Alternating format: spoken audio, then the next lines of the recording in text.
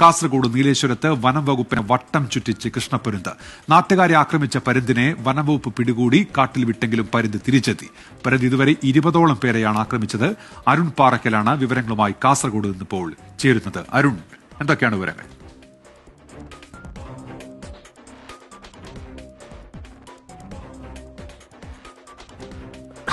ഉന്മേഷ, ഈ വനം വകുപ്പിനെ പുലിയും കടുവയും ആനയും ഒക്കെ വട്ടം ചുറ്റിക്കുന്ന വാർത്തകളൊക്കെ പുറത്തു വന്നിട്ടുണ്ട്. ഇപ്പോൾ ഇതാദ്യമായാണ് ഒരു പരുന്ത് ഇങ്ങനെ ദിവസങ്ങളോളം വനം വകുപ്പിനെയും അതുപോലെ തന്നെ നാട്ടുകാരെയും ഒക്കെ വട്ടം ചുറ്റിക്കുന്ന ഒരു കാഴ്ച നമുക്ക് കാണാൻ സാധിക്കുന്നത്. ജനുവരി 26-നാണ് ഈ ഒരു കൃഷ്ണപ്പരുന്തിനെ നീലേശ്വരം SS കലാമന്ദിർ ഭാഗത്ത് നിന്ന് വനം വകുപ്പ് പിടികൂടുകയും കർണാടക അതിർത്തിയായ കോട്ടഞ്ചേരി വനമേഖലയിലേക്ക് ഈ പരുന്തിനെ പറത്തിവിടുകയും ചെയ്തത്. പക്ഷേ 6 ദിവസങ്ങൾക്ക് ശേഷം ഇപ്പോൾ ഇതാ പരുന്ത് തിരിച്ചെത്തിയിരിക്കുന്നു എന്നുള്ളതാണ്.